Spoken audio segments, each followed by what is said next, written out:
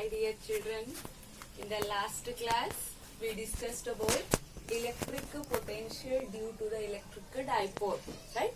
Andra electric dipole dinda electric potential ಏನಾಗಿರುತ್ತೆ formula ಏನಿತ್ರಿ V is equal to 1 upon 4 pi epsilon naught P r cap upon r square ಇತ್ತು, right? And from this we are going to derive the 2 points. The first point says that electric potential due to the electric dipole depends on r value. It depends on the r value and also it depends on the angle between the position vector r and the dipole moment p. Remember dear children, the electric potential due to the electric dipole depends on the r and also on the angle between the r and the dipole moment p. This is the first point. Second point is for a large distance, electric potential is varying with 1 upon r square. Remember in the first formula the potential due to the single charge V is equal to 1 by 4 pi epsilon naught Q by r it is. ಮೊದಲಿಗೆ ಹಂಗಿತ್ರಿ, but ಈಗ ಏನದ R square ಬಂದದ ಅಂದ್ರ large distance ಇದ್ದಾಗ potential ಏನಾಗಿರುತ್ತೆ 1 upon R square ಅಂತ ಹೇಳಿ very ಆಗುತ್ತ. ಈ ಪಾಯಿಂಟ್ ನಮಗ್ ಕ್ಲಿಯರ್ ಇರ್ಬೇಕು. ಎಸ್, ಇನ್ನ ನೆಕ್ಸ್ಟ್ ಪಾಯಿಂಟ್ ಏನಪ್ಪಾ ಅಂದ್ರ ನೆನ್ಪಿಟ್ಕೋರಿ, for a uniformly charged spherical shell electric field inside the shell ಏನಿತ್ರಿ 0 ಇತ್ತು. Remember? Yes, electric field inside the uniformly charged shell is 0.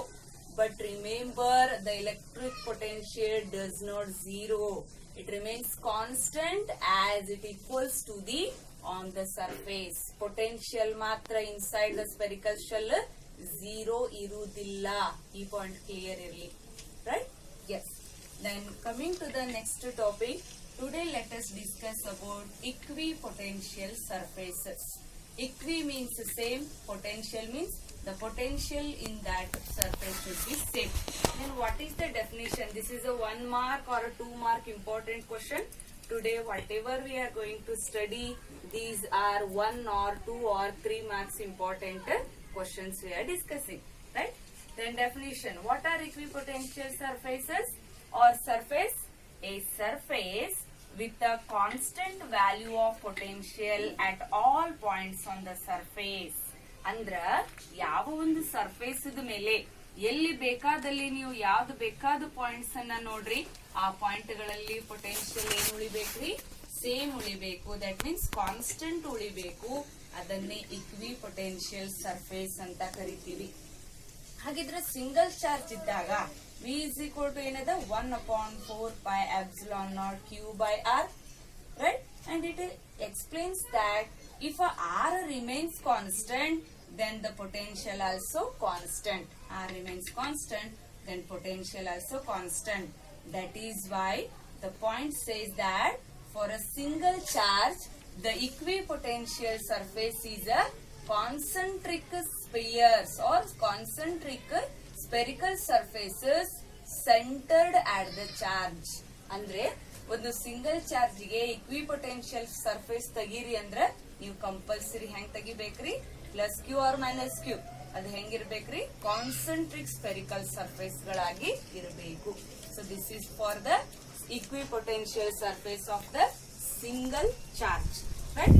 Then coming to the point, the properties of equipotential surface. Properties of equipotential surface. This is also important.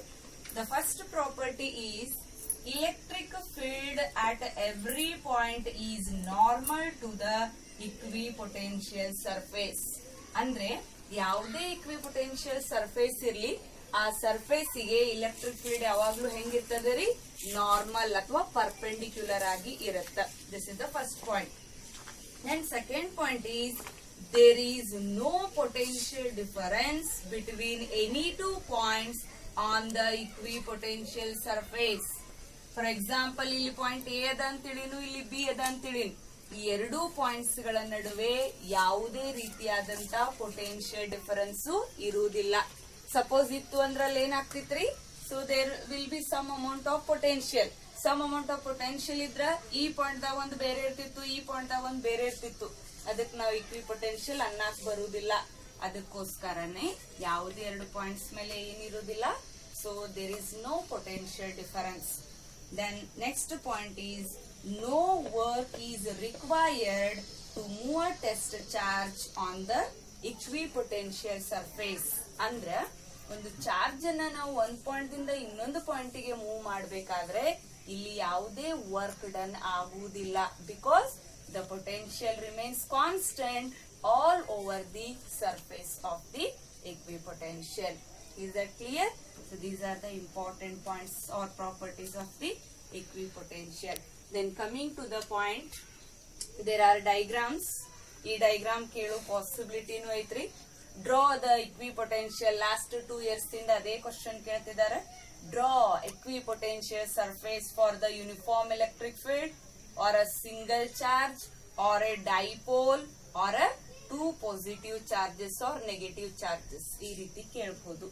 So ಹಾಗಿದ್ರೆ equipotential surface for uniform electric field ಹೆಂಗಿರುತ್ತೆ? If I consider this is a field, then this is a uniform electric field and this is the equipotential surface normal to the direction. And coming to here, for a single charge, already I told, it will be a concentric spherical surface centered at the charge. Then for a dipole ಅಂದ್ರೆ ಒಂದು positive ಒಂದು negative ಇರ್ಬೇಕ್ರಿ. ಅದಕ್ಕೆ equipotential surface ಈ ರೀತಿ diagram ಇರುತ್ತೆ.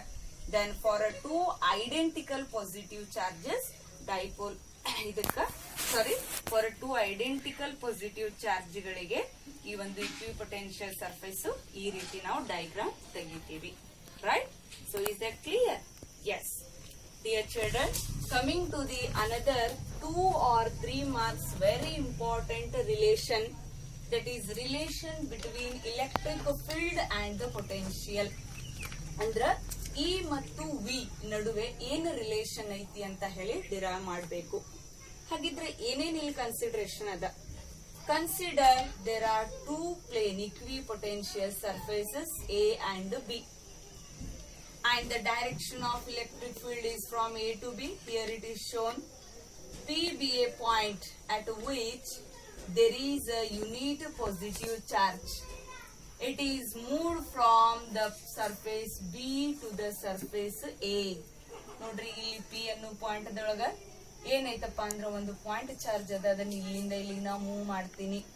Then work is done against the electric field. ಹೌದ್ರಿ, ಕೆಲಸ ಏನಾಗಕತ್ತದ ಎಲೆಕ್ಟ್ರಿಕ್ ಫೀಲ್ಡ್ ಗೆ ಅಪೋಸಿಟ್ ಆಗಿ ಆಗ್ಲಿಕ್ಕತ್ತದ. And the point is at a distance of DL from the first surface A. Then the work done in this process is, ಹಾಗಿದ್ರೆ ಎಷ್ಟು ಕೆಲಸ ಆಯ್ತು ಅನ್ನೋದನ್ನ W is equal to electric field E into delta L ದಿಂದ ನಾವು ಬರೀತೀವಿ. Yes, and remember this work done is equal to the potential difference between two equipotential surface. ಇವೆರಡರ ನಡುವಿನ equipotential surface ಇದ ಡಿಫರೆನ್ಸ್ ಪೊಟೆನ್ಶಿಯಲ್ ಡಿಫರೆನ್ಸ್ ಈಕ್ವಲ್ ಇರುತ್ತೆ. ಹಾಗಿದ್ರೆ ಒಂದೇದರ potential ಎಷ್ಟದ? V ಅದ. B ಇದು V plus delta V ಅದ. So work done W is equal to, already ಈ formula use ಮಾಡಿದ್ರೆ E into magnitude of V into delta L is equal to VA minus VB. VA means we know that potential is a V and VB is V plus delta V. When we substitute and simplify, we get that the magnitude of electric field is equal to negative of the change in the potential with respect to the displacement. This is the important relation between electric field and the electric potential. Right? And here is one condition. Since delta V is negative, you can see here it is a negative. Therefore, delta V is equal to, if I take minus of magnitude of delta V, then it will become positive. So, the magnitude of the electric field is equal to the rate of change of potential with the displacement normal to the equipotential surface. This is a point derived by this one. And remember, the electric field decreases as in the direction where the potential increases. Okay, so these are the 2 points we derived from here. I hope you understood this. Yes, important adari, so prepare agri. Then ಇಲ್ಲಿ ಬ್ಯಾಡ್ರಿ ಅಂತಂದ್ರೆ ಇನ್ನೊಂದು method ಅದರಿ. Already electric field ದಲ್ಲಿ force ಅಂದ್ರ field and charge ಅಂತ ಹೇಳಿ ಗೊತ್ತದ. ವರ್ಕ್ ಡನ್ ಅಂತಂದ್ರ ಸ್ಮಾಲ್ ವರ್ಕ್ ಡನ್ ಅಂದ್ರ ಫೋರ್ಸ್ ಇಂಟು ಸ್ಮಾಲ್ ಡಿಸ್ಟೆನ್ಸ್ ಅಂತ ಗೊತ್ತದ. ಫೋರ್ಸ್ ಜಾಗದಲ್ಲಿ ನಾವು ಇದನ್ನ ತುಂಬಿಕೊಂಡ್ವಪ್ಪ ಅಂದ್ರ ಇನ್ನೂ ಒಂದು ಗೊತ್ತಿರೋ ಪ್ರಕಾರ ಡೆಲ್ಟಾ ವಿ ಅಂತಂದ್ರ ವರ್ಕ್ ಡನ್ ಬೈ ಚಾರ್ಜ್ ಅಂತ ಹೇಳಿ ಗೊತ್ತದ. ಈ ವರ್ಕ್ ಡನ್ ಜಾಗದಲ್ಲಿ ಎಫ್ ಇಂಟು ಡೆಲ್ಟಾ ಎಲ್ ತುಂಬುಂಡ್ರಿ. Delta V is equal to F ಇದ್ದ ಜಾಗದಲ್ಲಿ ಏನನ್ನ ತುಂಬ್ತೀನಿ ಈಗ magnitude of E Q delta L upon Q ಅಂತ ಹೇಳಿ ತುಂಬ್ತೀನಿ. ಕ್ಯೂ ಕ್ಯಾನ್ಸಲ್ ಆಗುತ್ತ. Therefore magnitude of E is equal to minus delta V by delta L. ಈ ಮೆಥಡ್ ಆದ್ರೂ ಯೂಸ್ ಮಾಡಬಹುದು, ಇದನ್ನ ಮಾಡಬಹುದು. Okay, thank you. We meet in the next session.